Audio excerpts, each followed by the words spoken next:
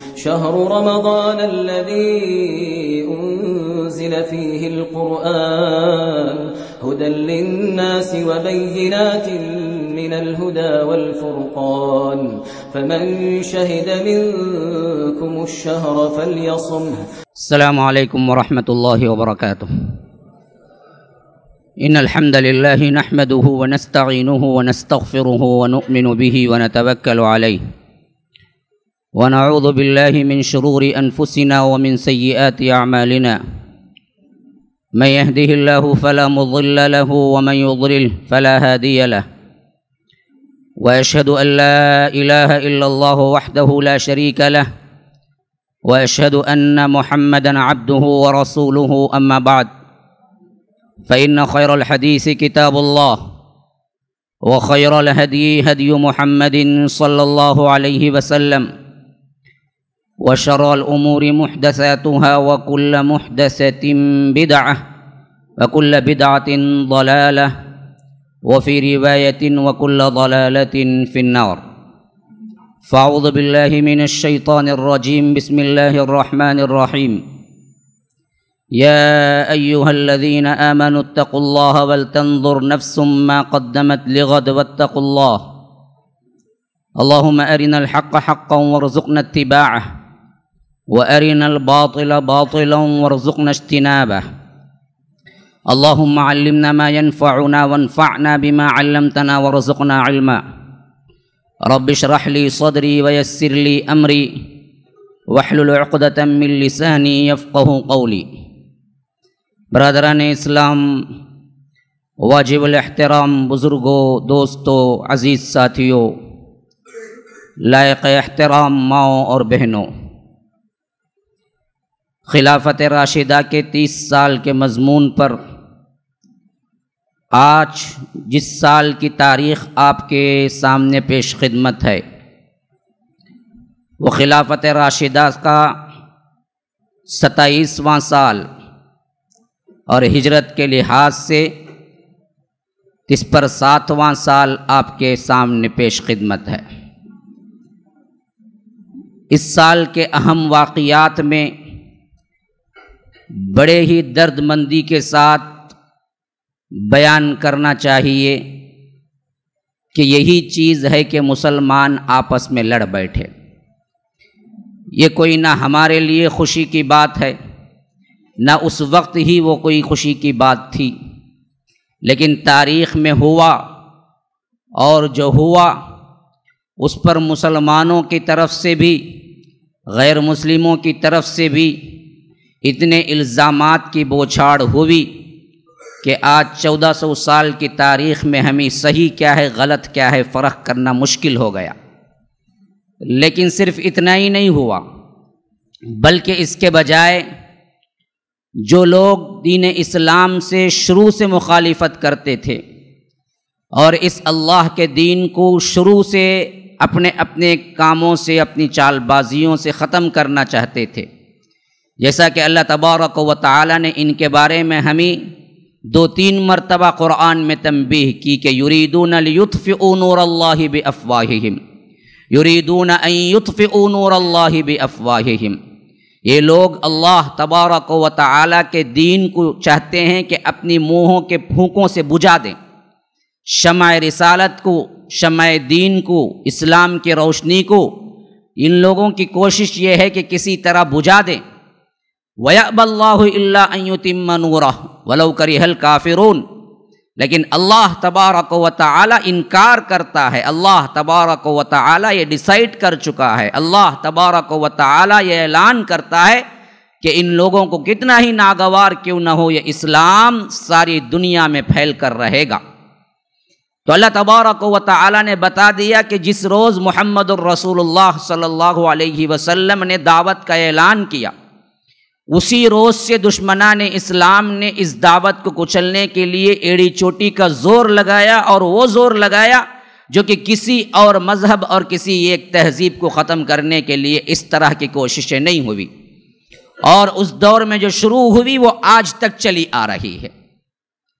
تو آج وہ واقعات آپ کے سامنے لاتے ہوئے ایک طرح سے دل کے اندر غمگینی کی کیفیت ہے، لیکن میں اس سے پہلے کہ 27ویں خلافت راشدہ کے سال میں کیا ہوا میں آپ کو بتلا دوں۔ اس وقت کے خلفائے راشدین میں سے اس خلیفے کے نام جنہوں نے اصحاب رسول اللہ صلی اللہ علیہ وسلم میں ممتاز مقام پایا، ان کو بھی بعض واقعات کے ذریعے روشناس کرا دوں کہ وہ تھے کون، تاکہ آگے آنے والی باتوں سے کسی کے دل میں ان کے بارے میں کوئی کینہ کپٹ نہ رہ جائے۔ کیوں؟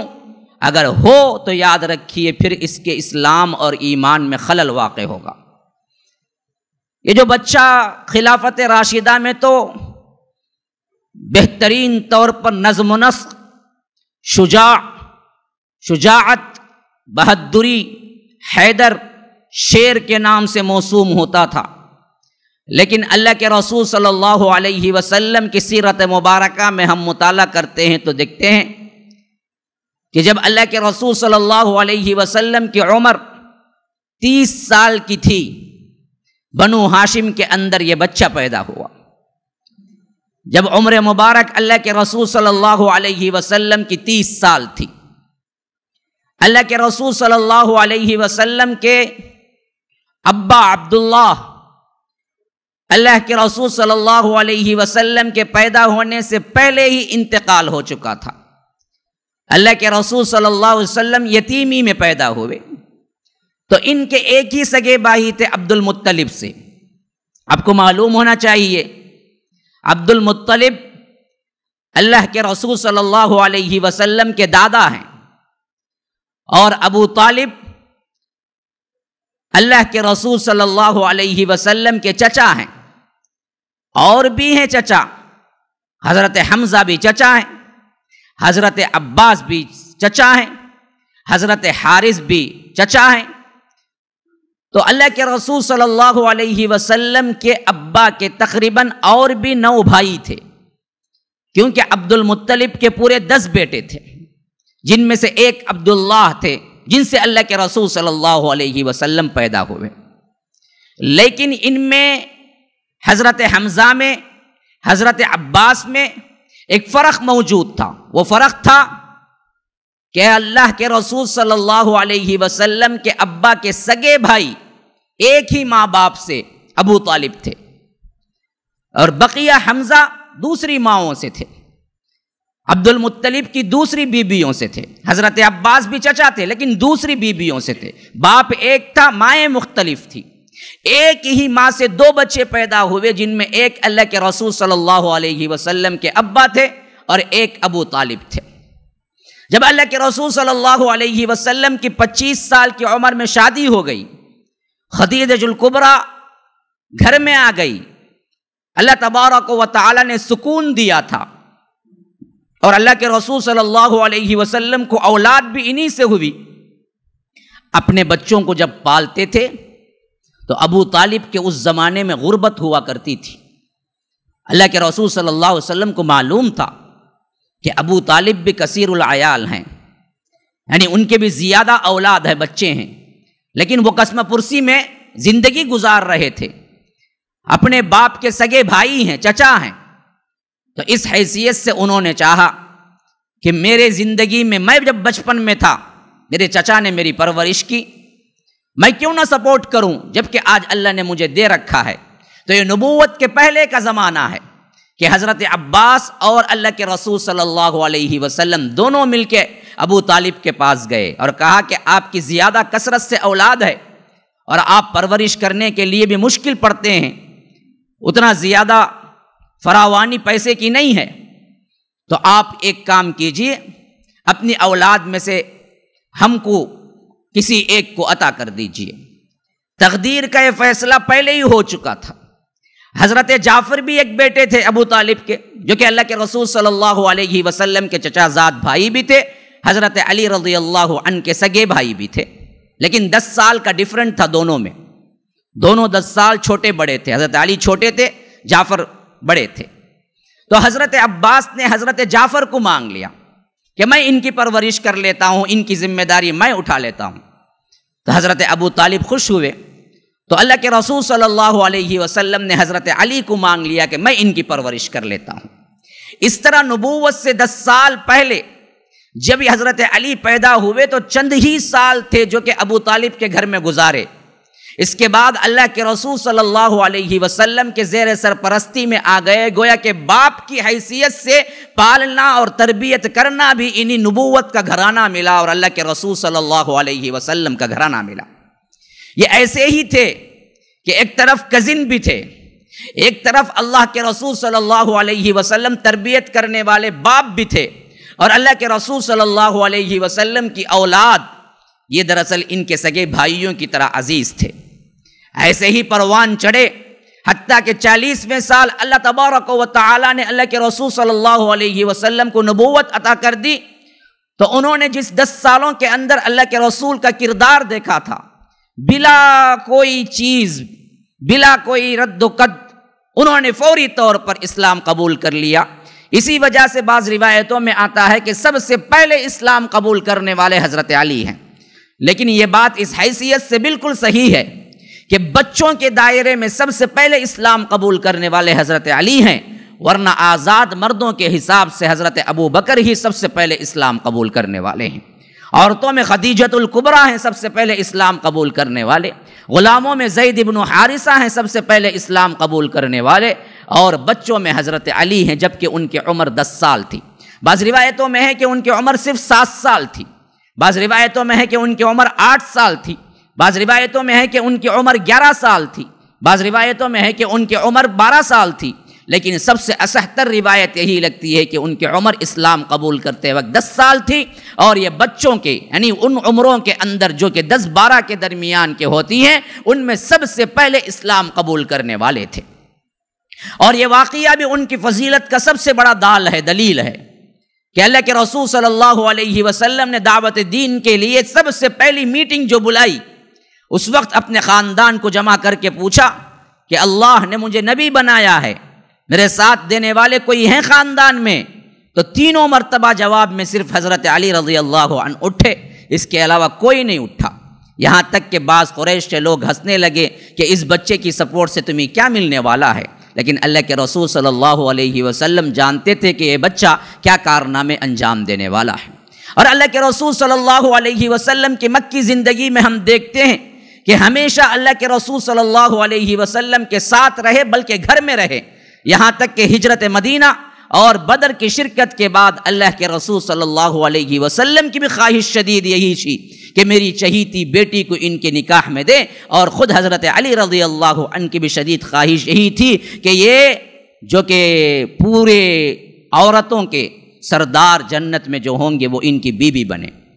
خود اللہ کے رسول صلی اللہ علیہ وسلم نے ابھی اپروچ نہیں کیا تھا، یہاں تک کہ حضرت علی اس تمنا کے ساتھ اللہ کے رسول صلی اللہ علیہ وسلم کے دربار میں پہنچے۔ پوچھا کہ کس نیت سے آئے ہو؟ حالانکہ بعض چیزیں ایسی ہوتی ہیں کبھی کبھی کہ آنکھوں سے دیکھ کے پہچان لی جاتی ہیں، اور اللہ کے رسول صلی اللہ علیہ وسلم جیسی شخصیت کیوں نہ پہچانے۔ اللہ کے رسول صلی اللہ علیہ وسلم نے پوچھا کہ پتہ نہیں تم کس نیت سے آئے ہو، کچھ پوچھنا ہے؟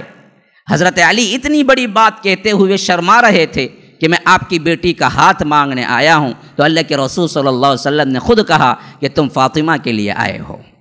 تو حضرت علی نے سر جھکا لیا، کہا کہ کچھ ہے؟ کہا کہ کوئی چیز نہیں ہے۔ کہا کہ جو بدر میں تمہارے حصے میں زرہ آئی تھی وہ کہاں ہے؟ کہا کہ وہ تو جنگی ہتھیار ہے۔ فرمایا کہ جاؤ اسی کو بیچو، اور اس کے عوض جو پیسہ ہے وہ آ کے مہر کے طور پہ ادا کرو۔ مہر ادا کرنے کے بعد اللہ تبارک و تعالیٰ کے حکم اور اللہ کے رسول صلی اللہ علیہ وسلم کی مرضی سے نکاح ہو گیا۔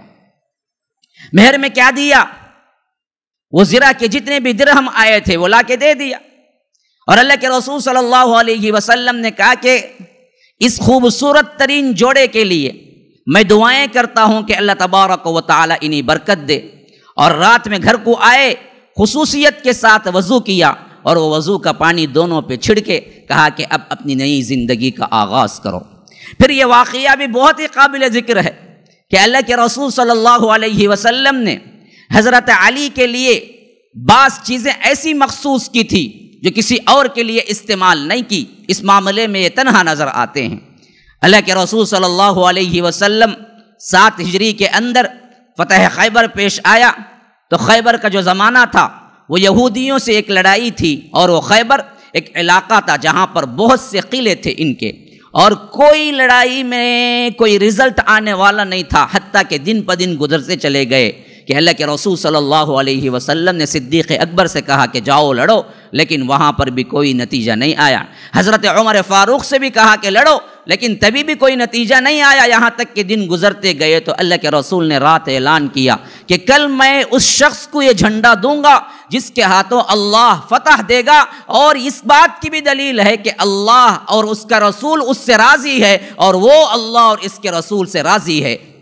حضرت عمر کہتے ہیں کہ کبھی زندگی کے اندر مجھے امارت کی تمنا نہیں ہوئی، لیکن اس رات میں بھی بے چینی سے کروٹیں بدلتے رہا کہ اللہ کے رسول صلی اللہ علیہ وسلم نے مجھے گارنٹی دی ہے کہ اس شخص کو میں جھنڈا دوں گا جس کو اللہ اور اس کے رسول پسند کرتے ہیں، اور وہ اللہ اور اس کے رسول کو پسند کرتا ہے، تو کاش کہ میں بن جاؤں اس ٹائٹل کا، اس انعام کا، اس عنوان کا حقدار۔ حتیٰ کہ ابو بکر بھی تڑپ رہے تھے، رات صحابہ صحیح نہیں سوئے تھے کہ پتہ نہیں کس شخص کے ہاتھوں جھنڈا ملے۔ صبح سویرے اللہ کے رسول نے نماز فجر کے بعد پلٹ کے پوچھا علی کہاں ہیں؟ کہا کہ ان کو تو آنکھیں آئی ہوئی ہیں، وہ حاضر نہ ہو سکے، انہیں آنکھوں کا درد ہے جسے ہم میڈراسائی کہتے ہیں۔ اللہ کے رسول صلی اللہ علیہ وسلم نے کہا کہ ان کو بلا لاؤ۔ جب حضرت علی آئے تو اپنا لعاب، اپنا تھوک ان کی آنکھوں میں ڈالا، جس سے حضرت علی کہتے ہیں کہ پھر کبھی مجھے آنکھوں کا درد کبھی نہیں ہوا۔ لوگ کہتے ہیں کہ ہم تبرک کے قائل نہیں ہیں، اللہ کی قسم ہم تبرک کے قائل ہیں، ہم تبرک کے قائل ہیں، صرف ہمیں کیا ہے ان کا تبرک نہیں ہے۔ اگر اللہ کے رسول صلی اللہ علیہ وسلم کا تبرک ہے تو واقعتاً وہ بہت بڑا اعزاز ہے ہمارے واسطے، اس کو پیار کر سکتے ہیں، اس کو لگا سکتے ہیں، لیکن پہلے تحقیق تو ہو جائے کہ یہ اللہ کے رسول صلی اللہ علیہ وسلم ہی کا ہے۔ اللہ کے رسول صلی اللہ علیہ وسلم کے وضو کا پانی گرتا تو صحابہ اپنے چہروں پہ مل لیتے، اپنے جسموں پہ مل لیتے۔ اللہ کے رسول صلی اللہ علیہ وسلم نے جب احرام کے حلق میں حلق کیا تو صحابہ لڑ پڑے ایک ایک بال لینے کے لیے، اور صحابہ اس کو عزت کے ساتھ رکھا کرتے تھے۔ روایتوں میں آتا ہے کہ اسماء بنت عمیس اور اسی طرح کیا ام سلیم وغیرہ کے پاس یہ بال تھا جو اللہ کے رسول صلی اللہ علیہ وسلم نے جب حلق کیا تھا تب دیا تھا حجۃ الوداع کے موقع پر، تو بہت سے بیماروں کو اس بال میں پانی ڈال کے ہلاتی تھی اور وہ پانی پلا دیتی تھی تو شفا ہو جاتی تھی۔ ہم اس کے انکاری نہیں ہیں، ہم تو یہ کہتے ہیں کہ جس بال کو تم کہتے ہو واقعتاً وہ اللہ کے رسول صلی اللہ علیہ وسلم کا ہے، یہ تحقیق صحیح ہے یا نہیں ہے؟ ورنہ تو ہم اس کے انکاری نہیں ہیں۔ تو غرض کہ حضرت محمد الرسول اللہ صلی اللہ علیہ وسلم اپنا لعاب ان کے آنکھوں میں ڈالے، پھر اس کے بعد ان کے آنکھیں اچھی ہو گئی، اپنے ہاتھ سے امامہ باندھا اور اپنے ہاتھ سے تلوار دی اور کہا کہ علی جاؤ، تم ہی وہ شخص ہو جس سے امید ہے کہ اللہ تبارک و تعالی ہمیں فتح دے گا، اور یہ ٹائٹل، یہ عنوان بھی تمہارے لیے مخصوص ہے کہ تم سے اللہ اور اس کا رسول محبت کرتا ہے، تم اللہ اور اس کے رسول سے محبت کرتے ہو۔ پھر واقعتاً جیسے اللہ کے رسول صلی اللہ علیہ وسلم نے فرمایا، خیبر بہت جلدی فتح ہو گیا۔ مرحب جو سب سے بڑا یہودی تھا، جسے 1000 انسان کے برابر، 1000 جنگجوؤں کے برابر مانا جاتا تھا، حضرت علی نے ایک ہی وار سے اسے چت لٹا دیا، قتل کر دیا۔ یہ بہادری بھی انہی کے حصے میں آئی۔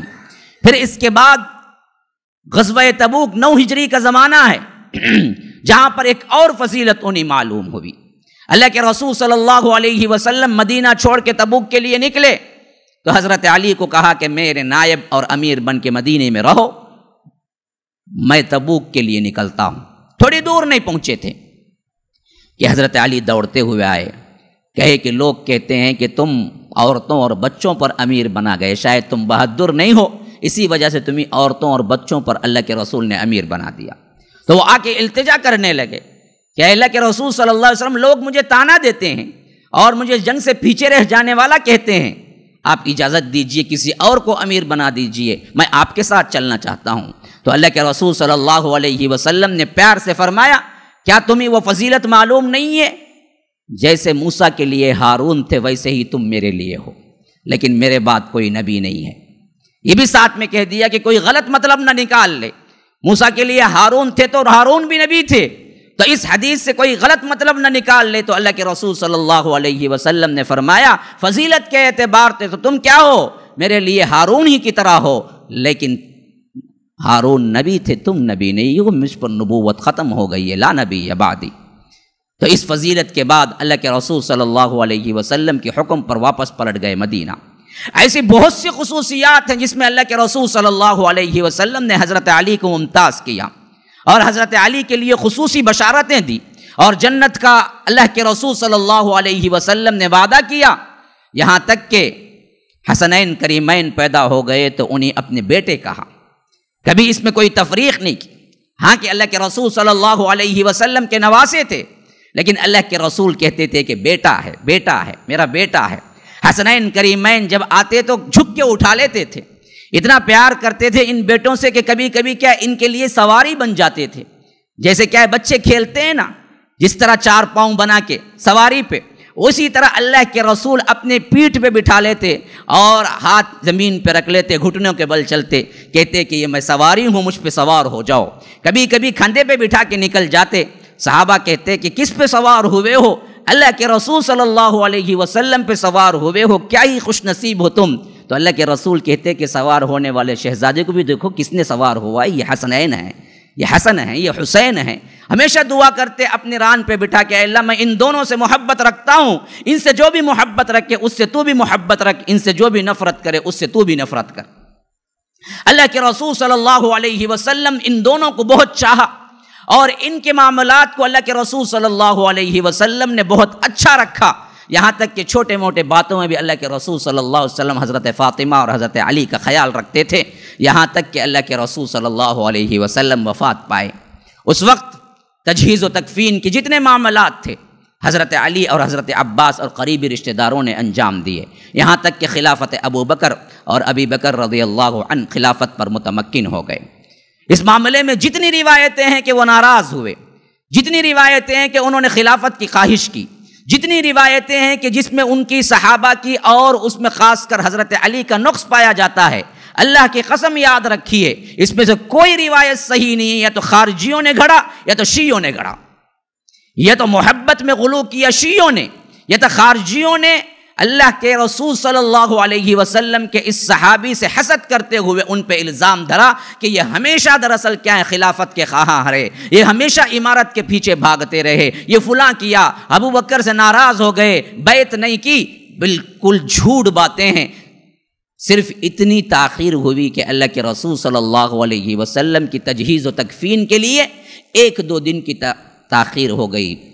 جیسے ہی ابو بکر صدیق خلافت عام کیے، سب لوگ اس وقت کیا ہے بیعت کیے، حضرت علی نے بھی آ کے بیعت کر لی۔ پھر اس کے بعد پورے حضرت ابو بکر کی خلافت میں مشیر کا کام انجام دیا، خاص سیکریٹری کے طور پر صدیق اکبر کے ساتھ رہے، یہاں تک کہ صدیق اکبر کی وفات ہو گئی۔ حضرت فاروق خود انہوں نے چن کے دیا تھا، اس معاملے میں کوئی جھگڑا نہیں ہوا۔ حضرت ابو بکر صدیق وفات پائے، اسی دن کے شام کو حضرت عمر ابن الخطاب خلیفہ بن گئے۔ ان کے خلیفے بننے کے بعد بھی حضرت علی رضی اللہ عنہ خاص الخاص مقرب مشیروں میں سے تھے، حتیٰ کہ کیا ہے خاص مشاورتی کمیٹی کے اندر حضرت علی کا نہ ہونا کبھی کبھی حضرت عمر کو بڑا شاق گزرتا تھا، اور پناہ مانگتا کرتے تھے کہ اے اللہ میں ایسی میٹنگ سے پناہ مانگتا ہوں جس میں علی نہ ہو، علی ہو تو میں بات کرتا ہوں، تاکہ ان کے جیسی فہم و فراست کسی اور کو نہیں ہے۔ حتیٰ کہ یہاں تک کہ وہ راضی برضا رہے، 10 سال کی حکومت وہ بھی اللہ تبارک و تعالیٰ کے ہاں پہنچے تو انہوں نے سپرد کر دیا کہ میرے بعد 6 آدمیوں کے اندر خلافت رہے گی، جس کو چاہیں گے لوگ منتخب کر لے ان 6 میں سے۔ پھر اللہ کا کرنا یہ ہوا کہ عبد الرحمن بن عوف کی سرگردگی میں 6 نے اپنے آپ کا اختیار دے دیا، اور عبد الرحمن بن عوف نے حضرت عثمان کو خلیفہ بنا دیا، جبکہ صرف پوری امت 2 ہی ناموں پر متفق ہو سکتی تھی، ایک حضرت علی رضی اللہ عنہ، ایک عثمان رضی اللہ عنہ، اور جب زیادہ لوگوں کا پلہ دیکھا بھاری تو انہوں نے حضرت عثمان کو خلیفہ بنا دیا۔ پھر اس کے بعد تقریباً 12 سال کی حکومت جس میں یہ رہے، ایسے معلوم ہوتا ہے کہ ہمیشہ اس میں بھی خاص الخاص مشورہ کمیٹی، شورا کمیٹی کے اندر رہے۔ حضرت عثمان کا ہمیشہ بھلائی ہی چاہا، اور اس سلسلے میں جو بھی ان کے ساتھ ضروری چیزیں تھیں انہوں نے طے کی، لیکن آخری 6 سالوں کے اندر فسادات کا رونما ہونا اور خود خاص صحابہ کے اندر کچھ اختلافات کا ہو جانا، اور حضرت علی بار بار حضرت عثمان کو تاکید کرنا اور مشورہ دینا کہ آپ یہ کام چھوڑیے، یہ کام کیجئے، یہ کام چھوڑیے، یہ کام کیجئے، اس حیثیت سے بعض چیزیں وہ تھی جو کہ باتیں ہوئی، ورنہ تو کوئی اختلاف حضرت عثمان کی شہادت تک بھی نہیں تھا، یہاں تک کہ مظلومانہ حضرت عثمان شہید ہو گئے۔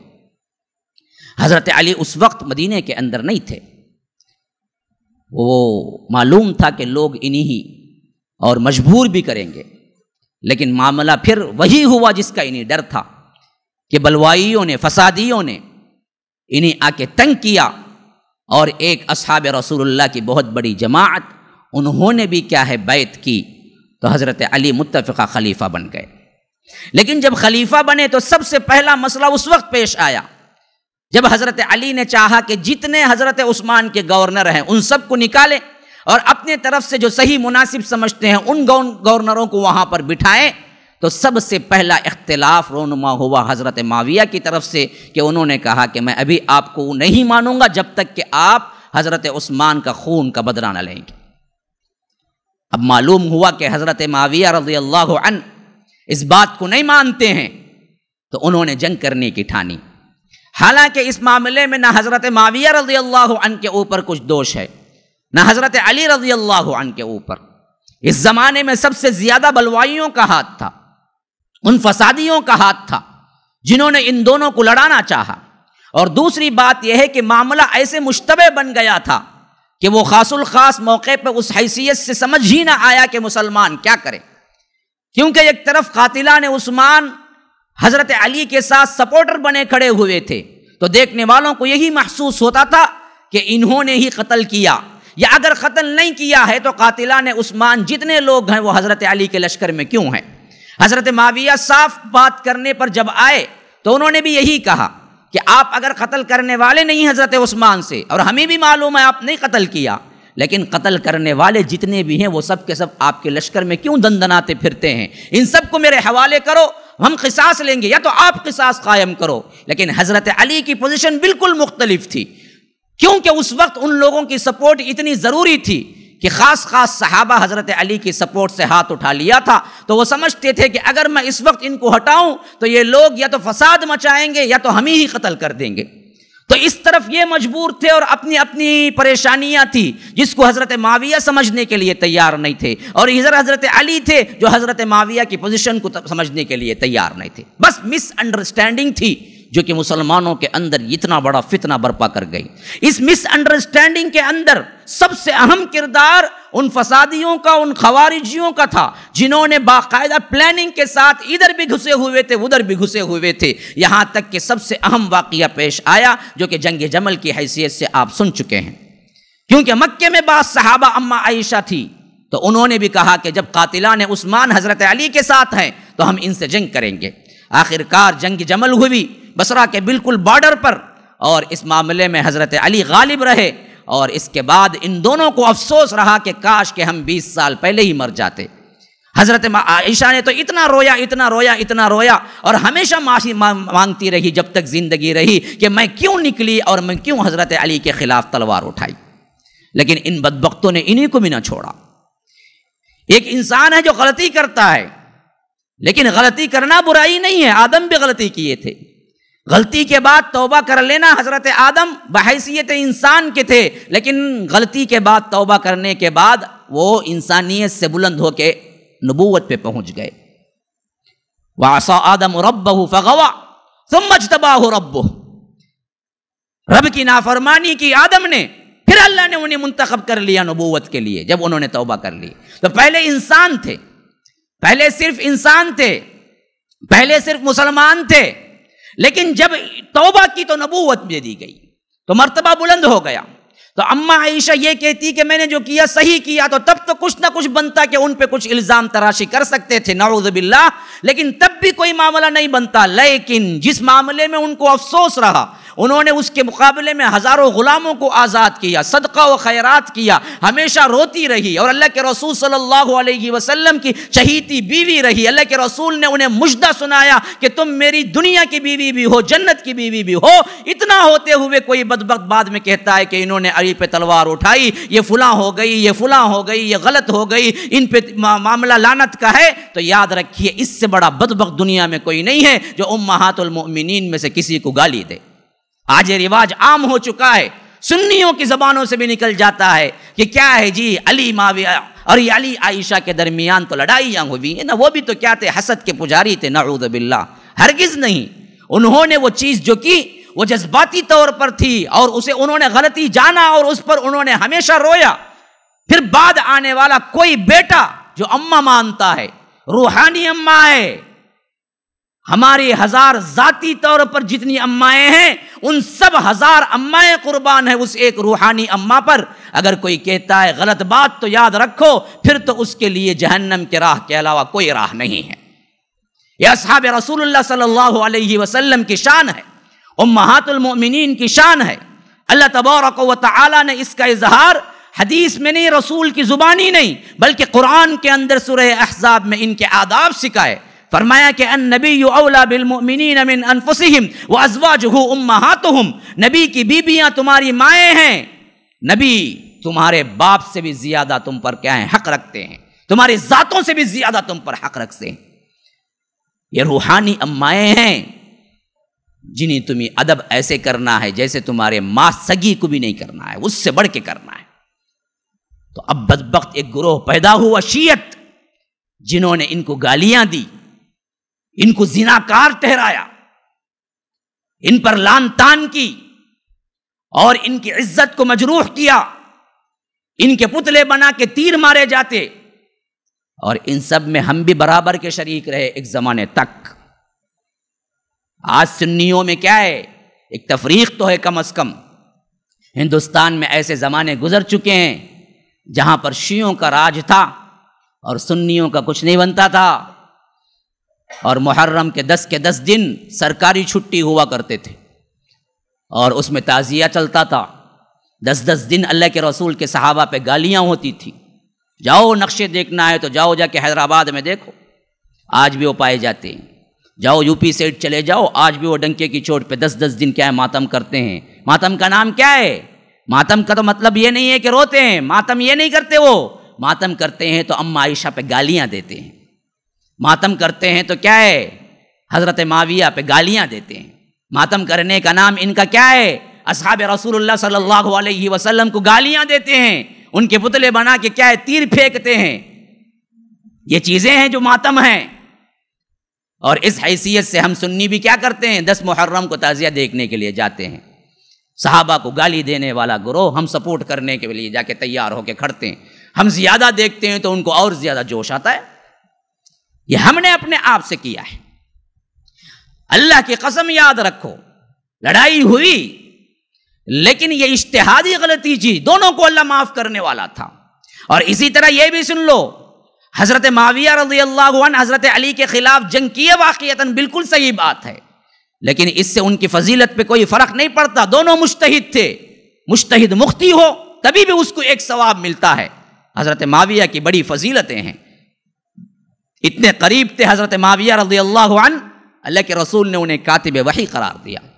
کاتب وحی وہی ہوتا تھا جو بالکل قریب پاس مخصوص ہوتا تھا، اللہ کے رسول صلی اللہ علیہ وسلم اسی کو کاتب وحی بناتے تھے۔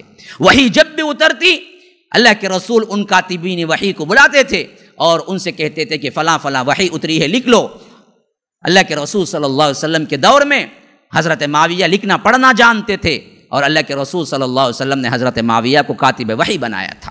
دوسری حدیث میں فرمایا کہ قسطنطنیہ پہ سب سے پہلا حملہ کرنے والا جنتی ہے، اور ہمیں روایتوں میں ثابت ملتا ہے کہ اس وقت سب سے پہلا حملہ کرنے والے حضرت معاویہ تھے، اس حیثیت سے بھی وہ جنتی ہیں۔ تو ان کی خطاؤں کو اجاگر کرنا، لوگوں میں ان کے خلاف لوگوں کے کیا ہے احساسات کو بریختہ کرنا، اور اس کے ساتھ ساتھ ان پہ الزام لگانا کہ انہیں کیا ہے چاہ دنیا تھی، طلب تھی عمارت کی، حضرت علی سے جنگ کر کے غلطی کی، فلاں کی، یہ سب چیزیں دراصل ہماری زبانی صحیح نہیں ہے، ہمارے ایمان کے لیے بڑے خطرے کی بات ہے۔ یہ فضیلتیں سن لینے کے بعد آئیے میں آپ کو بتلاتا ہوں کہ ہوا کیا تھا۔ 27ویں ہجری جبکہ اماں عائشہ کے ساتھ بالکل قریب میں بصرہ کے جنگ ہو کے جب یہ واپس پلٹی تو حضرت علی کرم اللہ وجہ آگے اندر بڑھے۔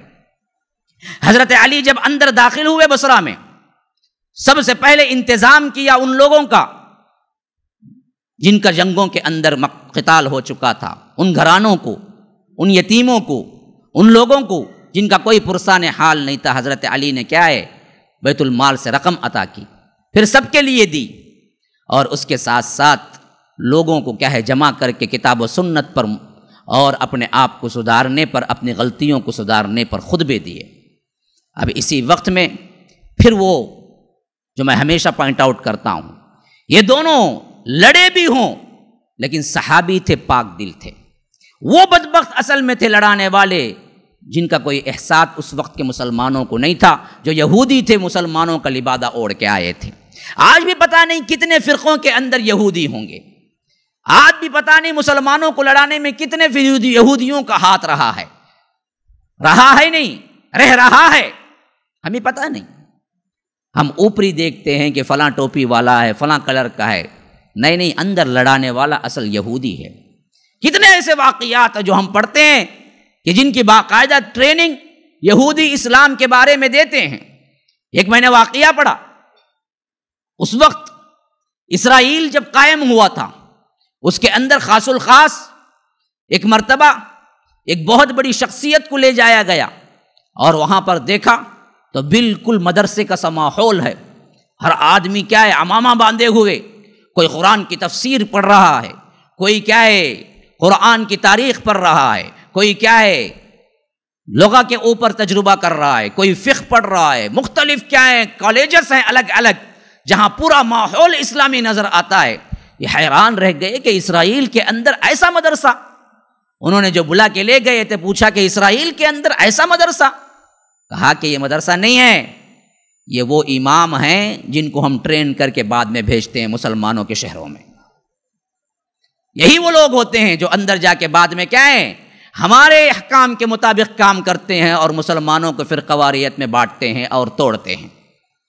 اس کے لیے ہم باقاعدہ ٹریننگ یہاں دیتے ہیں، پھر اس کے بعد ہم کونے کونے تک بھیجتے ہیں، پھر اس کے بعد ہم مسلمانوں کو کیا ہے ورغلاتے ہیں اور اسی کے تحت لڑاتے لڑاتے انہیں رکھتے ہیں، کیونکہ یہ لوگ جمع ہو جائیں پھر تو ہمارے لیے جینا مشکل ہو جائے گا۔ آج بھی ہے، اس سے پہلے بھی رہا ہے اور ہمیشہ رہا ہے، ہمیشہ رہا ہے۔ سلطان صلاح الدین ایوبی کے دور میں یہ سب سے زیادہ دین کا لبادہ اوڑھ کے سلطان صلاح الدین ایوبی کے خلاف کام کرتے رہے۔ وہ واقعات تاریخ کے اندر ثبت ہیں، جب قاہرہ کے اندر، جسے آج کیا ہے قاہرہ کہتے ہیں، جو مصر کا کیپٹل ہے، قاہرہ کے اندر جب سلطان صلاح الدین ایوبی تھے اور اس وقت صلیبی جنگیں چل رہی تھی، جن کے ہاتھوں میں اللہ تبارک و تعالی نے واپس بیت المقدس دیا تھا، اس وقت کا حال ہے کہ سلطان صلاح الدین ایوبی کے بارے میں آتا ہے کہ انہیں ان کے جاسوسوں نے اطلاع دی کہ ایک مسجد کا امام ہے جو بہت اچھا عشاء کے بعد درس دیتا ہے، اور اس کا درس کا موضوع سب کا سب ہوتا کیا ہے کہ لوگوں اچھا کھاؤ پیو، اچھی زندگی گزارو، چار شادیاں کرو۔ یہ کہاں کا ہو گیا ہے کہ تم نکل گئے ہو سلطان صلاح الدین ایوبی کے ساتھ یہ کرنا ہے وہ کرنا ہے؟ اللہ تو کیا ہے امن کا مذہب ہے، اللہ تبارک و تعالیٰ تو تمہیں کیا گھر بیٹھنے کا حکم دیتا ہے، تم کیوں جہاد کے لیے نکلتے ہو؟ یہ جہاد کے لیے ایسے روکتا ہے کہ کسی مسلمان کو پتہ ہی نہیں ہوتا اور شہوت کو ابھارتا ہے۔ سلطان صلاح الدین ایوبی نے کہا کہ خطرناک لگتا ہے، پتہ نہیں مسلمان بھی ہو یا نہیں۔ اپنے جاسوسی انٹیلیجنس کے سربراہ علی بن سفیان تھے، ان کو ساتھ میں لیا۔ روایتوں میں آتا ہے کہ خود سلطان نے کیا ہے حلیہ بنایا اپنا، یعنی وہ سلطان صلاح الدین ایوبی اپنی شکل میں جب آتے تو پہچان بھی جاتا، کیونکہ مشہور بھی تھے۔ انہوں نے کیا ہے ایک آنکھ پہ سبز بنڈی باندھ لی، جس طرح کیا ایک آنکھ خراب ہوتی ہے کسی کی تو سبز پٹی باندھتے ہیں نا، اسی طرح کیا ہے اپنے ایک آنکھ پہ سبز پٹی باندھ لی، کچھ اپنا حلیہ کیا ہے بگاڑ لیا، ایک سائل کا حلیہ بنا دیا اور ساتھ میں اپنے ساتھی کو لیا اور عشاء کے درس میں جا کے بیٹھ گئے۔ عشاء کا درس جب ہوا تو باقاعدہ بہت اچھی باتیں قرآن اور حدیث کی ہو رہی تھی، لیکن صاف معلوم ہو رہا تھا مسلمانوں کو جہاد سے روک رہا ہے اور شہوت بڑھا رہا ہے۔ معلوم ہو رہا تھا اس کے پاس سے کیا ہے، خطرے کی بو آ رہی تھی، اور یہ پہچان نہ سکا کہ سلطان بیٹھے ہوئے ہیں۔ جب سب لوگ چلے گئے تو سلطان کہتے ہیں کہ میں بھی اٹھا، بڑی تعریف کی، مصافحہ کیا، کہا کہ بہت اچھا درس دیتے ہیں۔ تو اس نے کہا کہ ہاں جو بھی میری خدمت ہو سکتی ہے وہ میں کر رہا ہوں۔ حالانکہ اس سے پہلے کا واقعہ یہ تھا کہ وہاں پر جو امام واقعتاً صحیح العقیدہ کام کر رہے تھے، یہ آ کر چھوڑے دن میں وہ مر گئے، اور کیسے مرے کسی کو پتہ نہیں چلا، اچانک سے مر گئے۔ معلوم ہوتا تھا کہ جو امام پہلے تھے ان کے گھر کو یہ کھانا لے جا کے دیتا تھا، نوکر بن گیا تھا، ان کا نوکر بن کے کھانا لے جاتا تھا، اور ایک دن یہ مر گئے تو کہہ دیا کہ چلو یہ امام کو دفن کر دو، آج سے میں امامت سنبھالوں گا۔ تو کھیڑے کے لوگ تھے، انہوں نے کہا بہت اچھی بات ہے، آپ کیا ہیں اللہ کے فرشتے بن کے آئے ہیں، ان کو امام رکھ لیا۔ پھر اس کے بعد سلطان صلاح الدین ایوبی کو ان کے انٹیلیجنس کے بعد کوڈ الفاظ معلوم تھے جس سے وہ پرکھا کرتے تھے۔ انہوں نے کہا وہ کوڈ الفاظ استعمال کر کے کہ تم اور ہم ایک ہی ہیں، تو وہ حیران رہ گیا۔ پہلے تو کیا شک کی نگاہ سے دیکھا ادھر ادھر، اس کے بعد بولا کہ اچھا آپ ہمارے ہی آدمی ہیں؟ کہا کہ ہاں تمہارے ہی آدمی، ورنہ یہ کوڈ کیسے معلوم ہوتا مجھے؟ تو اس نے کہا بہت مہربانی، بڑی اچھی طرح، چلیے آئیے۔ جب مسجد کے کمرے کے اندر، امام صاحب کے کمرے کے اندر گئے تو اندر دیکھا کہ کیا ہے، اوپر ایک سیاہ پردہ لگا ہوا ہے جہاں پر یہ بیٹھے ہوئے ہیں۔ جب انہوں نے پوچھا کہ تو عیسائی ہے اور یہاں پر کوئی صلیب نہیں ہے، اس نے کہا کہ یہ مسلمانوں کے ڈر سے چھپا کے رکھا ہوا ہوں، صلیب دیکھو۔ جب پردہ اٹھایا تو ایک طرف صلیب لگی ہوئی تھی، ایک طرف عیسیٰ کی تصویر لگی ہوئی تھی، اور اندر دو لڑکیاں شراب بنا رہی تھی۔ کہا کہ آپ کے لیے بھی بنا دو؟ سلطان صلاح الدین ایوبی نے کہا ابھی پینے کا تو موڈ نہیں ہے مجھے۔ پھر باتیں چلی تو واضح ہو گیا کہ یہ عیسائیوں کا ایجنٹ، یہودیوں کا ایجنٹ مسلمانوں میں کام کرنے کے لیے آئے، اور سلطان کے اوپر ہاتھ مار کے ہنس کے کہنے لگا کہ یہ تو پاگل قوم ہے، پہلے امام کو بھی میں ہی زہر دے کے مارا تھا کھانا دینے کے بہانے، میں پہلے آیا کھانا دینے کے بہانے، ان کو کیا ہے غلام بنا، پھر یہ امام مر گیا تو انہوں نے میری باتوں کو کیا ہے سر پہ اٹھا کے رکھ لیا، اب تو میں جو کہتا ہوں یہ مانتی ہے۔ میرا کام ہی مشن یہ ہے کہ آپ کے خلاف کیا ہے، سلطان کے خلاف ہم کیا ہیں، لوگوں کو برگشتہ کریں اور جہاد سے روکیں، اور ان کو لگائیں فحشکاری میں جہاں تک ہو سکے۔ یہ کام کرنے کے لیے میں آیا۔ پھر اس کے بعد اس کو پکڑتے ہیں، وہ پورا واقعہ تفصیل سے خود سلطان بیان کرتے ہیں اپنی تاریخ میں۔ یہ صرف اس وقت کا نہیں ہے، آج بھی یہی حال ہے۔ پتہ نہیں کتنے لوگوں کو کیا ہے شہوت پرستی میں مبتلا کر دیا ان لوگوں نے، یا کتنے لوگوں کو کیا ہے لالچ دے کے مسلمانوں کے خلاف تفرقے کرنے کے لیے چھوڑ دیا ہے اماموں کے بھیس میں۔ لوگ سمجھتے ہیں کہ اچھا ہے، لیکن اندرونی طور پر وہ کسی کا ایجنٹ بنا ہوا ہو۔ اللہ تعالیٰ محفوظ رکھ کے فتنے ایسے ہیں کہ ہم کسی پہ کچھ نہیں کہہ سکتے۔ یہی حال اس وقت بھی ہو رہا تھا کہ حضرت علی کرم اللہ وجہ خاص کر دل سے چاہتے تھے کہ مسلمان متحد ہو جائیں۔ وہ بادل ناقاستہ حضرت عائشہ کے درمیان آ گئے تھے، دل کی چاہت تو نہیں تھی، اور دونوں نے اعتراف بھی کیا کہ غلطی ہو گئی۔ اب بصرہ گئے تو وہاں پر بھی خطبات دیتے تھے، لوگوں کو سمجھاتے تھے، متحد ہونے کا کہتے تھے، یہاں تک کہ جن لوگوں نے بٹھایا ایک اور شرارت کی۔ یہ لوگ آئے اور کہا کہ دیکھو تم نے عائشہ سے لڑا نہیں لڑا؟ کہا کہ ہاں لڑا۔ تو کیا سمجھ کے لڑا؟ وہ مسلمان ہے تو کیوں مارا پھر ان کو؟ اگر وہ کافر ہیں تو پھر مال غنیمت اٹھانے کیوں نہیں دیا؟ ہم سمجھایا کہ دیکھو وہ مسلمان ہیں، وہ جنتی ہیں، یہ غلط فہمی کے بنیاد پہ لڑے ہیں، کافر نہیں ہو جاتا۔ اب دیکھیے لطف کی بات، اللہ تبارک و تعالی نے قرآن میں خود یہ آیت رکھ کے تفصیلی طور پر ہدایات دے دی کہ کوئی دو مسلمان کسی غلطی کی وجہ سے لڑتے ہوں یا نہیں عمدن بھی لڑتے ہوں تو بھی کافر نہیں ہوتے۔ شرک کرنے سے انسان مشرک ہوتا ہے، اللہ کا انکار کرنے سے کافر ہوتا ہے، لڑنے سے کافر نہیں ہوتا۔ اللہ تبارک و تعالی سورہ حجرات میں فرماتے ہیں وَإِن طَائِفَتَانِ مِنَ الْمُؤْمِنِينَ اقْتَتَلُوا فَأَصْلِحُوا بَيْنَهُمَا فَإِن بَغَتْ إِحْدَاهُمَا عَلَى الْأُخْرَى فَقَاتِلُوا الَّتِي تَبْغِي حَتَّى تَفِيءَ إِلَى أَمْرِ اللَّهِ فَإِن فَاءَتْ فَأَصْلِحُوا بَيْنَهُمَا بِالْعَدْلِ وَأَقْسِطُوا إِنَّ اللَّهَ يُحِبُّ الْمُقْسِطِينَ إِنَّمَا الْمُؤْمِنُونَ إِخْوَةٌ فَأَصْلِحُوا بَيْنَ أَخَوَيْكُمْ وَاتَّقُوا اللَّهَ۔ اللہ تبارک و تعالی کہتے ہیں کہ وَإِن طَائِفَتَانِ مِنَ الْمُؤْمِنِينَ اقْتَتَلُوا، مومنین میں سے دو گروپ آخرکار آپس میں لڑ پڑے تو ان کی اصلاح کرو. تو لڑنے والے دونوں گروپ کو مومنین کہا. اگر لڑنے والا ایک کافر ہو جائے, ایک مومن لڑے تو ایک کافر ہو جائے, تو دونوں تو مومن نہیں ہو سکتے تھے نا. تو اللہ نے پہلے ہی اشارہ دیا کہ اگر کبھی ایسا واقعہ ہو تو اس سے کفر لازم نہیں آتا, ہاں غلطی ہو سکتی ہے. تو ادھر معاملہ ایسے ہوا مسلمانوں کے درمیان تو کفر لازم نہیں آتا. تو حضرت علی نے یہی کہا. تو ان بدبختوں نے کہا کہ ہم آپ کو صحیح نہیں سمجھتے, یا تو آپ ان کو کہیں کہ یہ کافر تھے, یا تو آپ نے مسلمانوں کو قتل عام کر کے آپ نے بہت بڑی غلطی کی, توبہ کیجیے. حضرت علی نے, آپ پاگل بنتے ہو, تمہیں صاف دلائل نہیں معلوم ہے, حالات تمہارے سامنے ہیں, پھر تو مال غنیمت کیوں اٹھانے نہیں دیا؟ کہا کہ مال غنیمت کس کا اٹھاتے بدبختو؟ کیا اما عائشہ کو کوئی لونڈی بنا سکتا ہے؟ تو وہاں سے وہ ناراض ہو گئے.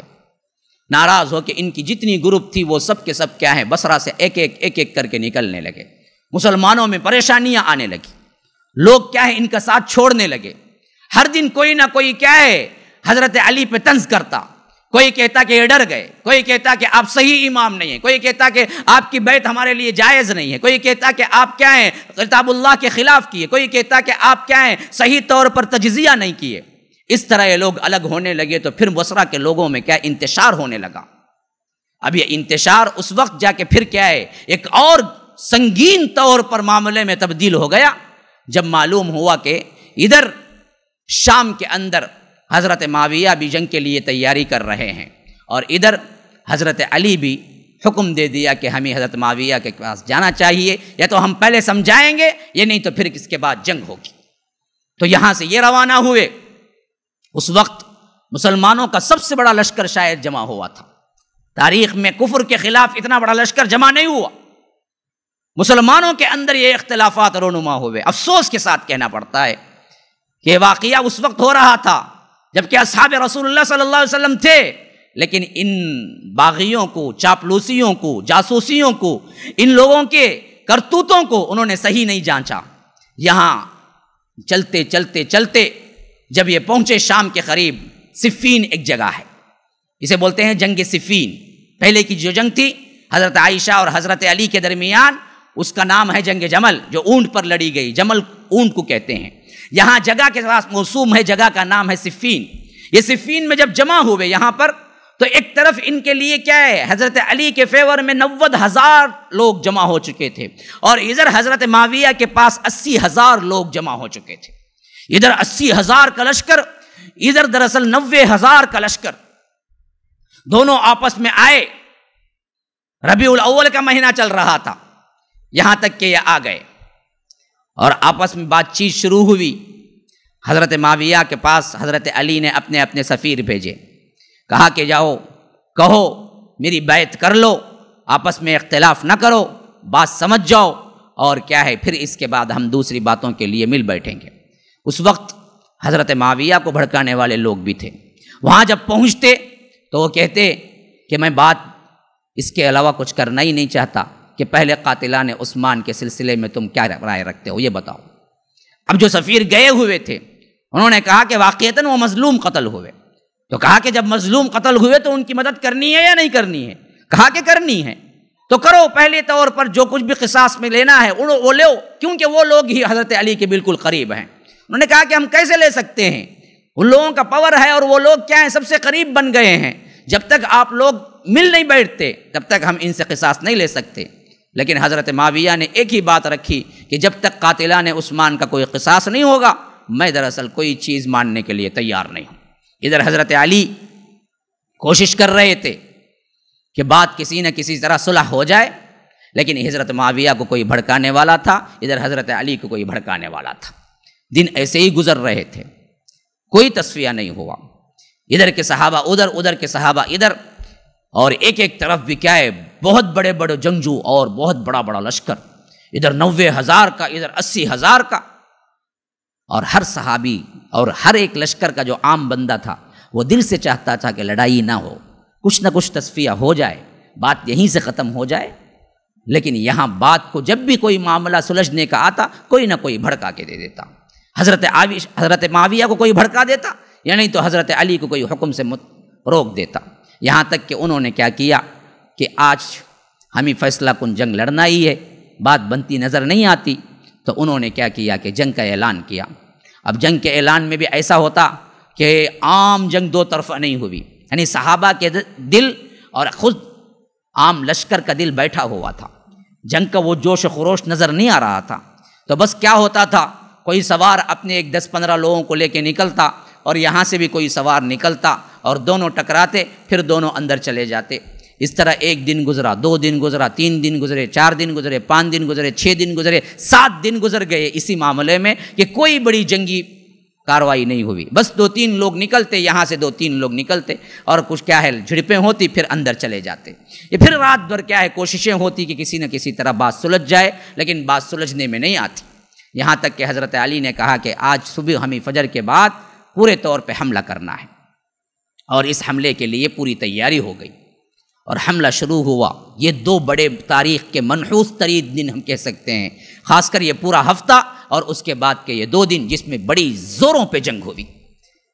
2 طرفہ اگر دیکھا جائے تو 70,000 کے قریب قتل ہوئے، 70,000 کے قریب قتل ہوئے مسلمان۔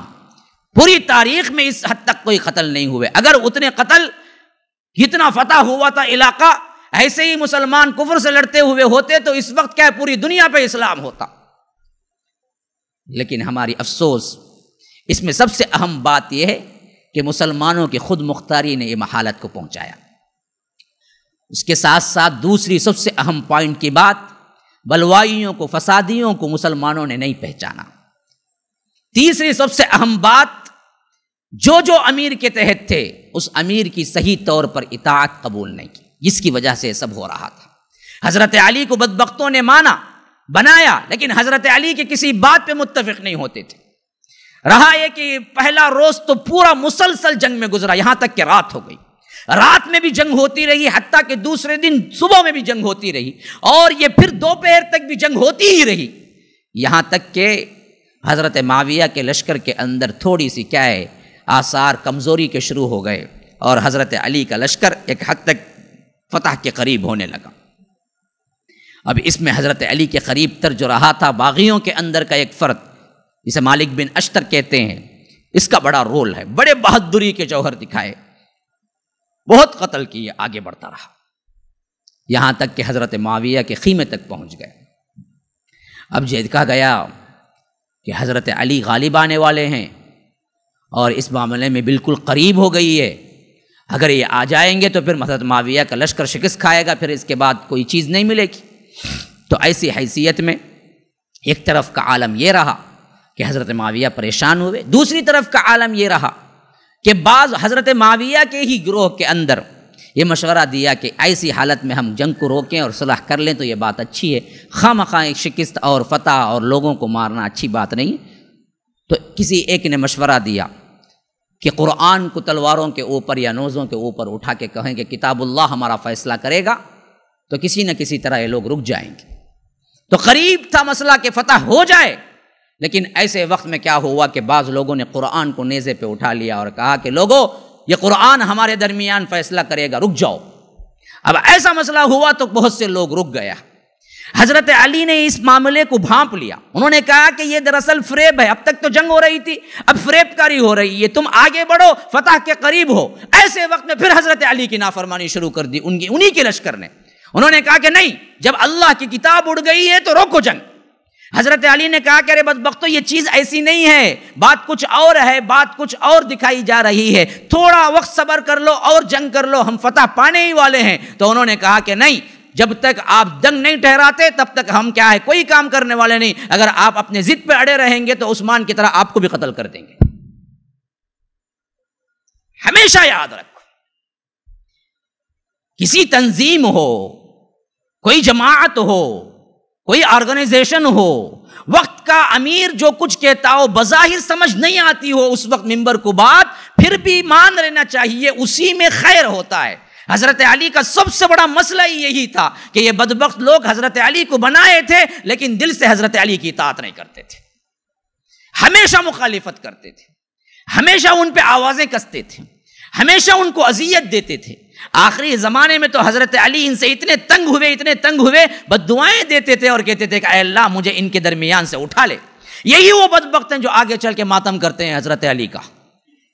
یہی وہ بدبخت ہیں جو آگے چل کے کیا ہے حضرت حسین کا ماتم کرتے ہیں. دونوں کو قتل کرنے میں ہاتھ انہی بدبختوں کا ہے, کسی سنی کا نہیں ہے. یہ وہی نعرہ لگانے والوں کا ہے جو کہتے ہیں کہ شیعہ نے علی. شیعہ کا ایک مطلب ہے محبت کرنا, ایک مطلب ہے پیروی کرنا, جیسا کہ قرآن میں استعمال ہوا ہے سورہ صافات کے اندر, وَإِنَّ مِن شِيعَتِهِ لِإِبْرَاهِيمَ. حضرت نوح علیہ السلام کے تذکرے کے بعد اللہ کہتا ہے وَإِنَّ مِن شِيعَتِهِ لِإِبْرَاهِيمَ. ابراہیم بھی نوح کے طریقے پر چلنے والا تھا. تو شیعہ کہتے ہیں اصل میں عربی لفظ ہے محبت یا ان کی پیروی کرنے والا. نام تو یہ لیے لیکن ہمیشہ حضرت علی کی مخالفت پہ کمر باندھی. اول روز سے یہی کام ہوا جس کی وجہ سے حضرت علی کو سراسر نقصان ہوا. کبھی ان کے 4 سالہ دور میں یہ سکون سے بیٹھ نہیں پائے, ہمیشہ مخالفت کرتے رہے. حضرت معاویہ کو جو ساتھی ملے وہ ان کی بات مانتے تھے, اسی وجہ سے وہ غالب آتے گئے. اگر یہی لشکر حضرت علی کے ساتھ ہوتا تو آج اسلامی تاریخ کچھ اور ہوتی. ہم دیکھتے ہیں کہ حضرت علی جیسی فضیلت والی شخصیت حضرت معاویہ کے درمیان کیا ہے بات طے نہیں ہوئی, اور اس کے بعد 20 سال حکومت حضرت معاویہ نے کیا ہے. تو اس میں سب سے بڑا نقصان حضرت علی کا اس وجہ سے ہوا کہ شیعہ نے علی اصل میں منافق قسم کے تھے, جو بات نہیں مانتے تھے, اوپری دم بھرتے تھے کہ ہم آپ سے محبت کرتے ہیں. جب کسی چیز میں ایسے لوگ پیدا ہو جائیں جو بات نہیں مانیں, خامخواہ صرف اندر رہیں, تو یاد رکھیے پھر وہ چیز کے لیے بہت بڑی کوتاہیاں اور بہت بڑے کیا ہے ان پر مصیبتیں آنا شروع ہو جاتی. یا تو متفق رہو یا تو کیا ہے الگ ہو جاؤ. متفق رہنے کا ناٹک کرنے والوں سے بہت بڑا فساد ہوتا ہے. جماعتوں میں بھی, مسلمانوں پر بھی, مسلم امہ میں بھی ہمیشہ ہوا ہے. یہی حال یہاں پر بھی ہوا تھا. حتیٰ کہ پہلی بات ذہن میں رکھیے, جیسے ہی بیعت لی ان لوگوں نے زبردستی بیعت کرنے کے لیے کہا اور حضرت علی رضی اللہ عنہ خلیفہ بنے, تو پہلا حکم ان کا یہ تھا کہ لوگوں تم نے جو کام کرنے کے لیے آئے تھے وہ تو ہو گیا, اب میں خلیفہ بن گیا. اب میں خلیفہ ہونے کے بعد بحیثیت خلیفہ حکم دیتا ہوں کہ تم لوگ جہاں جہاں سے آئے ہو وہاں وہاں واپس چلے جاؤ. میں دیکھ لوں گا مدینے میں تو کسی ایک بندے نے واپس نہیں گیا, نہ مصری واپس گئے, نہ بصری واپس گئے, نہ کوفی واپس گئے. پہلا ہی حکم ٹال دیا, پہلے ہی حکم پہ انکار کر دیا. ہمیشہ جو بات کہتے خلاف کرتے. یہاں جب اللہ نے ایک طرح کا فتح اور مسلمانوں کے اندر کیا ہے ایک جہتی پیدا ہونے کی صورت پیدا ہو گئی, ایسے وقت میں کیا ہے کسی نے یہ چال چلی کہ نیزے اٹھاؤ قرآن پر. اور یہ چال حضرت علی اچھی طرح سمجھتے تھے کہ یہ چال ہے, ورنہ تو تھوڑے وقت میں ہم فتح پائیں گے. لیکن بدبختوں نے کیا کہ تم ہی کیا ہے اللہ کا قرآن پسند نہیں, اگر تم نے ابھی جاری رکھا تو ہم آپ کو بھی قتل کر دیں گے. تو حضرت علی مجبور ہو گئے. حضرت علی نے کہا کہ چلو بھائی جنگ روکو. جنگ روک دی گئی. اب سب کے سب کیا ہے اپنی اپنی جگہ واپس آ گئے. لیکن حاصل کیا ہوا, 70,000 لوگ مارے گئے, 70,000 لوگ شہید ہوئے. اتنا بڑا نقصان ہوا مسلمانوں کا. جب یہ واپس آ گئے تو حضرت علی نے پوچھا تمہاری طرف سے نیزے اٹھائے گئے تھے, آخر ان نیزے پر قرآن اٹھانے کا وجہ کیا چاہتے ہو تم؟ حضرت معاویہ نے کہلا بھیجا کہ ہم یہ چاہتے ہیں کہ اللہ کی کتاب جو فیصلہ کرے گی ہم اس کو مان لیں گے. اللہ کی کتاب کیسے فیصلہ کرے گی, کس انداز سے کرے گی؟ تو حضرت معاویہ نے کہا کہ دیکھو تمہاری طرف سے کوئی ایک نائب تم مقرر کرو, ہماری طرف سے ایک نائب ہم مقرر کرتے ہیں. ان دونوں کو, یہ ربیع الاول کا مہینہ چل رہا تھا, ربیع الاخر, جمادی الاول, جمادی الاخر, رجب, شعبان, یہ 5 مہینے مہلت دے دو کہ یہ لوگ اچھی طرح سوچ لیں. پھر رمضان کے بعد یہ ہم اکٹھا ہوں گے, وہاں یہ دونوں اپنا اپنا اعلان کریں گے کیا سوچے. وہ جو بولیں گے میں بھی مان لوں گا, تم بھی مان لو گے. حضرت علی نے کہا کہ بہت اچھی بات ہے, تو اس کا مطلب یہ ہے کہ رمضان تک ہم جنگ نہیں کریں گے واپس. ہاں یہی بات ہے. تو حضرت علی نے کیا کیا, تحریر لکھ کے لے آئے تھے عمرو بن عاص نے, اور حضرت عمرو بن عاص کی تحریر پہ حضرت علی نے سگنیچر کیا اور ان کے لشکر کے بڑے بڑے لوگ بھی سگنیچر کر کے دے دیے کہ اب ہماری جنگ ختم، تم جاؤ شام، ہم جائیں گے بصرہ اور یہاں 6 مہینے انتظار کریں گے، تمہاری طرف سے ایک نائب آئے گا، میری طرف سے ایک نائب، وہ دونوں جو فیصلہ کر دیں گے اس کو ہم مان لیں گے۔ تو حضرت علی نے کہا کہ میری طرف سے میں سمجھتا ہوں حضرت عبداللہ ابن عباس، حضرت عباس کے بیٹے کو میں سفیر بنا کے بھیجوں گا۔ پھر آڑے آ گئے بدبختوں نے، کہا کہ نہیں وہ آپ کے رشتہ دار ہیں اس لیے آپ بنا رہے ہیں، ان کو نکالو۔ انہوں نے کہا کہ بہترین ذہن ہے، بہترین طور پر بات سمجھنے کی صلاحیت ہے، اللہ کے رسول کے صحابی ہیں اور بہترین علم ہے، ابن عباس جیسی شخصیت کو میں صحیح سمجھتا ہوں کہ تم لوگ خاموش رہو، میں ابن عباس کو نائب بناتا ہوں۔ انہوں نے کہا کہ نہیں، ابن عباس کو نائب نہ بناؤ۔ پھر کسے بنانا ہے؟ کہا کہ ابو موسیٰ اشعری کو بناؤ۔ ابو موسیٰ اشعری ایسے صحابی تھے جن کو زیادہ دنیاوی امور اور تنظیم کے بارے میں معلوم نہیں تھا، سیاسی آدمی نہیں تھے۔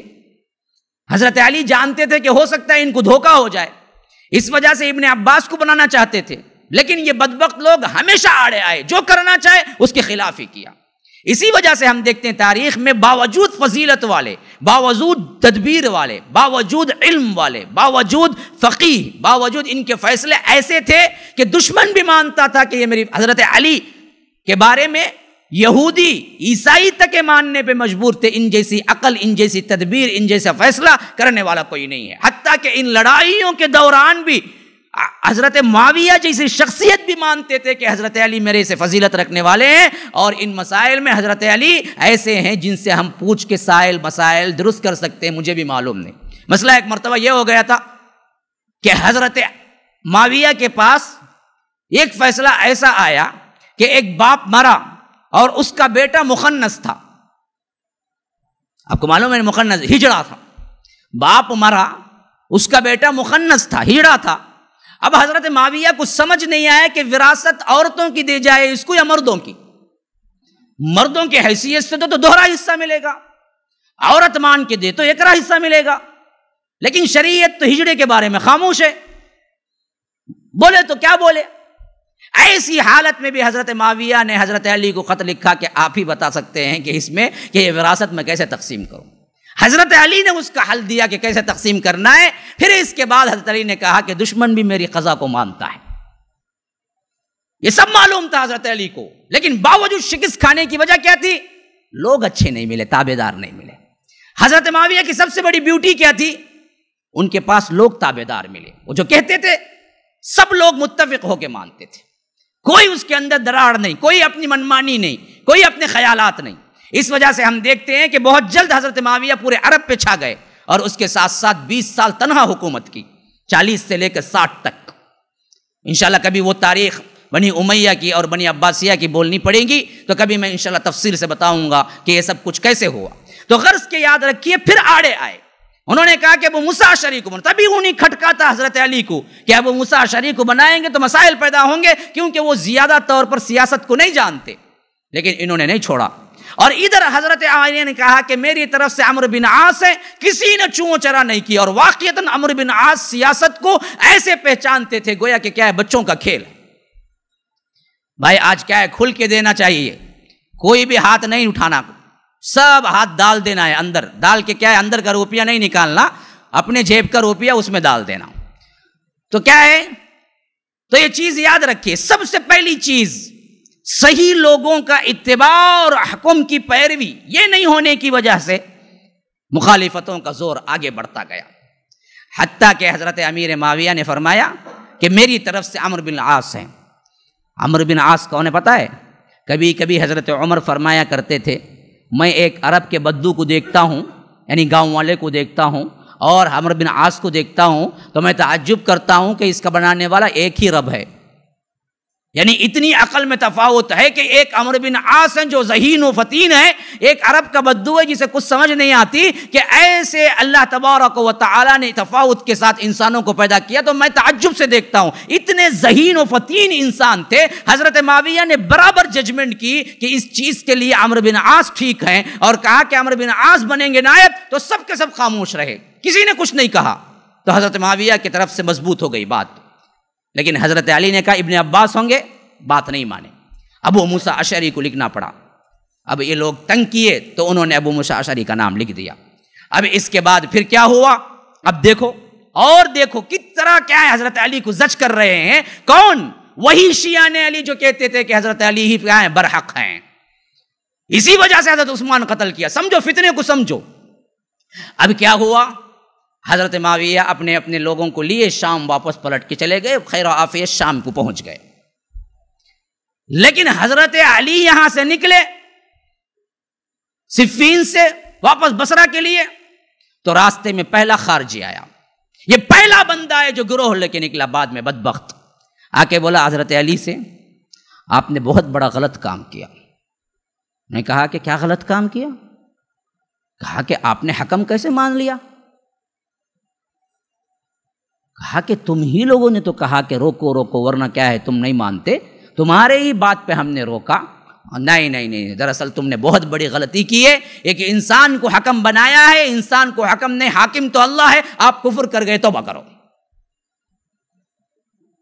میں نے کہا کہ بدبختوں، میں تو چیخ چیخ کے کہہ رہا تھا کہ اس وقت فریب ہو رہا ہے، مت مانو، جنگ جاری رکھو، ہم فتح کے قریب ہیں، تم ہی لوگوں نے مجھے مجبور کیا تلوار کے زور پہ، کیا ہے میرے اوپر تم نے کیا کیا کہ منگا لو واپس، منگا لو واپس، منگا لو کتاب اللہ کے آگے، ہم آگے نہیں جاتے، ہم آگے نہیں جاتے۔ جب تمہاری بات سن کے میں نے فیصلہ کر دیا، اب لکھ دیا، میں 4 مہینے 6 مہینے تک جنگ نہ کروں گا، اب کہتے ہو کہ میں نے کفر کیا، اور کہنے لگا کہ واپس چلو، ابھی حملہ کرو معاویہ کے اوپر۔ حضرت علی نے کہا کہ میں کبھی وعدہ خلافی نہیں کرتا، میں لکھ چکا ہوں کہ 4 مہینے میں کچھ نہیں کروں گا، اور صلح ہو چکی ہے، میں اس دوران واپس حضرت معاویہ کے اوپر حملہ نہیں کر سکتا۔ اس نے کہا کہ پھر تو آپ نے کیا کہ کسی انسان کو حاکم بنا کے کیا کیا، آپ نے بہت بڑا شرک کیا۔ انہوں نے کہا کہ تم جو چاہے کہہ لو، میں وعدہ خلافی نہیں کر سکتا۔ تو اس نے آواز لگائی لشکر میں، لوگو حضرت علی ایمان سے خارج ہو چکے ہیں۔ یہ پہلا گروہ ہے جو کیا ہے، ایک مسلمان کو اور ایک صحابیت کے درجے کو پہنچنے والے کو، اور وہ صحابی بھی جس کو اللہ کے رسول نے اپنے ہاتھوں سے پالا ہے، کفر کا فتویٰ لگایا۔ تو یاد رکھ لو مسلمانوں اچھی طرح، یہ بات ذہن میں بٹھا لو، پہلا زندیق خارجی تھا جس نے کفر کا فتویٰ مسلمان پہ لگایا۔ تو جو مسلمان کفر کے فتوے لگاتے ہیں وہ کس کی پیروی کرتے ہیں؟ اسلاف کی نہیں، خارجیوں کی پیروی کرتے ہیں۔ پہلی جرات کرنے والا بدبخت جس نے ایک مسلمان کو، وہ بھی وہ مسلمان جس کے فضائل کے انبار لگا سکتے ہیں، 2 بدو آنکھوں میں آنکھیں ڈال کے کہا کہ کافر۔ وہ کون تھا؟ یہودی تھا، سبائی تھا، عبداللہ ابن سبا کے گروہ کا منافق تھا، خارجی تھا۔ میں نے ہمیشہ کہا نا، خارجیوں اور شیعوں نے جتنا نقصان اس اسلام کو پہنچایا، دشمنوں نے اتنا نہیں پہنچایا، دشمنوں نے نہیں پہنچایا۔ ان کو پہچان لو اچھی طرح۔ کوئی ہے مسلمان گروہ کے اندر فرقواریت اور کافریت کا نعرہ بلند کر کے لوگوں کو بدتر کر رہا ہے، لوگوں کے اندر تفریق کر رہا ہے، سمجھ دو یہ سبائی ہے، یہ زندیق ہے، یہ اصل میں کافر ہے۔ کفر کا فتویٰ ہم کسی کو نہیں لگاتے۔ ہاں ہم یہ کہہ سکتے ہیں کہ یہ فلاں کرنے والا کافر ہو سکتا ہے، یہ انجام دینے والا یہ کام کفر ہے، یہ کرنے والا شرک کر رہا ہے۔ ہم کسی کو پرٹیکولر نام لے کے نہیں کہتے کہ مشرک ہے یا کافر ہے، یہ کسی کا اختیار نہیں ہے کہ وہ کسی کو پرٹیکولر نام لے کے کہے کہ کافر ہے۔ اللہ کے رسول صلی اللہ علیہ وسلم نے فرمایا کسی مسلمان کو کوئی کہے کہ یا کافر فقد باء بأحدہما، پلٹ کے ان دونوں میں سے کسی ایک پہ آ ہی جاتا ہے کفر، کیونکہ وہ اگر اصل کافر ہے تو اس پہ لگ جاتا ہے، اگر وہ اصل کافر نہیں ہے تو جو بولنے والا ایک مسلمان کو کافر بولا وہ کافر ہو جاتا ہے۔ آج ہمارے اندر کفر کے فتوے جو دھڑاڑ لگتے ہیں، دھڑا دھڑ بڑے بڑے لوگوں پہ لگ جاتے ہیں۔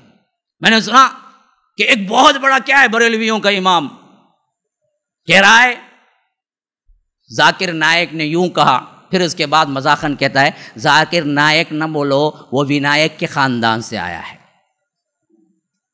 سمجھتے ہیں کہاں اشارہ دے رہا ہے وہ؟ ونائک چکرورتی، ونائک ایک داعی اسلام جنہوں نے اپنا تن من دھن لگایا، مسلمانوں کے اندر ان کے خیالات اچھے ہیں، ایسے وقت میں مسلمانوں کے دلوں کے اندر یہ ایک ہندو خاندان سے آنے والا کہنے والا اصل میں خود ہندو خاندان سے آنے والا ہوگا. ایسے ہزاروں آپ کیا ہیں یوٹیوب میں دیکھ سکتے ہیں جو شرمناک الزامات لگاتے ہیں مسلم ائمہ پر، کفر کے فتوے دھڑاڑ لگاتے ہیں. تو یاد رکھیے یہ کام جو کر رہا ہے نا، یہ اصل زندیق ہے، یہ اصل خوارجی ہے. جس خوارجی کے اندر اتنی جرات اٹھی کہ علی جیسی شخصیت پہ منہ پہ کافر کہے، اس کے بیٹوں کو یہ کیوں نہیں جرات ہوگی کہ مسلم امت کو کافر کہیں؟ اس کی نسل والوں کو یہ کیوں نہیں جرات ہوگی کہ اچھے لوگوں کو کافر کہیں؟ ارے تیری نسل کا بڑا تو حضرت علی کو کافر کہا تھا نا جی. یاد رکھو مسلمانوں، یہ ہمارا اختیار ہے ہی نہیں، نہ ہم کبھی کبھی کسی کو کہتے ہیں نام لے کے. کتاب و سنت کو پیش کرنا صحیح طریقے پہ، بس اتنا کام ہے. جو شرک ہے وہ شرک بتلاتے ہیں، جو کفر ہے وہ کفر بتلاتے ہیں. کسی کا نام لے کے تکفیر کرنا ہمارے بس کی بات نہیں ہے، نہ ہمارا اختیار ہے. حضرت علی کو جب اس نے کہا ہوگا تو دل پہ کیا گزری ہوگی. حضرت علی نے اس پر بھی صبر کیا، کہا کہ جو چاہے کہہ لے، میں تو کیا ہے بات تبدیل نہیں کر سکتا. اس نے علل اعلان کہا کہ میرے جتے پہ کون آنا چاہے آ جاؤ. اب اس کے تھے بہت سے چیلے، ہر اندھے اور دیوانے کے پیچھے 4 لوگ، تو ایسے ہی اس کے ساتھ بھی نکل پڑے. صرف صفین سے لے کے بصرہ پہنچتے مسلمانوں یاد ہے آپ کو 12,000 لوگ لشکر سے نکل کے الگ چلے گئے. ہم نہیں آتے آپ کے ساتھ، ہم آپ کو صحیح نہیں سمجھتے، مسلمان نہیں سمجھتے، توبہ کرو پہلے. کون کس کو کہہ رہا ہے توبہ کرو؟ تو حضرت علی گئے. اس وقت بھی انہوں نے سخت کارروائی نہیں کی. انہوں نے ابن عباس کو بلایا، کہا کہ ابن عباس شاید ہو سکتا ہے بہت سے عوام ان کے بہکاوے میں آ گئے ہوں، جاؤ جا کے سمجھاؤ انہیں. حاکم تسلیم کرنا اور بات ہے، حکم بنانا اور بات ہے. اللہ کو حاکم تسلیم کرنا یہ اور بات ہے. کسی معاملے جھگڑے میں کسی کو ثالث بنانا کہ بھائی آپ جو بولیں گے ہم مان لیں گے، یہ اور بات ہے. اب اس بدبخت نے کیا کیا تھا؟ سب سے سیدھی بات، قرآن کی یہ آیت لے کے ان الحکم الا للہ، حکم صرف اللہ کا چلتا ہے، یہ کہہ کے کیا کیا؟ یہ کہہ کے کیا کیا؟ اس نے حضرت علی کو کافر ٹھہرایا. حضرت علی نے کہا ابن عباس کو جاؤ سمجھاؤ، یہ بدبخت جو سمجھ رہے ہیں قرآن کی آیت کا یہ منشا نہیں. اللہ تو صرف میاں بیوی کے درمیان کے جھگڑے کو بھی حکم بنانے کا حکم دیا ہے. یہ تو 2 مسلمانوں کے درمیان کا جھگڑا ہے، صرف 2 آدمیوں کا جھگڑا، 2 انسانوں کے جھگڑے کے لیے حکم بنانے کا حکم دیا ہے. پھر حضرت ابن عباس کو سمجھایا کہ دیکھو اللہ نساء میں کہتا ہے جب دونوں کی لڑائی ہو جائے، دونوں کے اندر کچھ انبن ہو جائے، تو اللہ تبارک و تعالیٰ کہتا ہے فَبَعَثُوا حَكَمًا مِّنْ أَهْلِهِ وَحَكَمًا مِّنْ أَهْلِهَا. شوہر کی طرف سے ایک حکم بنا لو، بیوی کی طرف سے ایک حکم بنا لو. إِن يُرِيدَا إِصْلَاحًا يُوَفِّقِ اللَّهُ بَيْنَهُمَا. پھر وہ دونوں حکم بیٹھ کے سلجھ کے مسئلے کو جو پیش کرے، اگر تم لوگ بھی ملنا چاہے تو اللہ تبارک و تعالیٰ تمہارے لیے حل پیدا کر دے گا. تو میاں بیوی کے جھگڑے میں 2 حکم بنانے کا اللہ نے حکم دیا ہے. 2 مسلمان بڑے گروہ کو جمع کرنے کے لیے ہم نے 2 آدمیوں کو حکم بنایا، تو کیا غلطی کی ہے؟ حضرت ابن عباس گئے کہ بات صحیح ہے، میں ان لوگوں کے جواب دے کے آتا ہوں. گئے، جو ان زندیقیوں کے باتوں میں آ کے بہت سے لوگ آ گئے تھے عوام میں سے، ان کو سمجھایا کہ بات یہ نہیں ہے، دراصل یہ بالکل جائز چیز ہے، حضرت علی نے کوئی غلطی نہیں کی ہے. تو تقریباً اس میں سے 4,000 لوگ واپس آ گئے. یہ عوام تھے. عوام بہت جلد بہکاوے میں آ جاتی ہے. اندر سے جو کام کرتا ہے دراصل عوام کو سمجھ نہیں آتی. اس وجہ سے ہمیں ہر ایک جو بھی کیا ہے درگاہ کو چلا گیا، جو بھی کیا ہے غلط کر دیا، ہم اس سے نفرت نہیں کرنی چاہیے، اسے سمجھانا چاہیے کہ یہ انوسنٹ عوام ہے، ان کو پتہ ہی نہیں ہے، وہ عبادت سمجھ کے کر رہے ہیں. اگر ہم ان کو جھنکائیں گے، ان کو غلط نظروں سے دیکھیں گے، یہ قریب آنے کے بجائے دور ہو جائیں گے. ہمیں تو انہوں کیا ہے ایک ڈاکٹر مریض کا سا معاملہ کرنا چاہیے. ڈاکٹر مریض سے دشمنی نہیں کرتا، مرض سے دشمنی کرتا ہے. ہمیں بھی ان بگڑے ہوئے لوگوں سے دشمنی نہیں ہے، ان کے کاموں سے، بگاڑ سے دشمنی ہے. اس حیثیت سے ہمیں کام کرنا چاہیے. تو اس طرح اس میں سے بہت سے لوگ پھر واپس آئے، لیکن ایک گروہ بن چکا تھا جو باقاعدہ بن گیا تھا کہ حضرت علی کی مخالفت ہمیں کرنی ہی ہے، یہاں تک کہ اسی گروہ کا ایک آدمی آخرکار 40 میں حضرت علی کی کیا ہے شہادت کی، حضرت علی کو مارا۔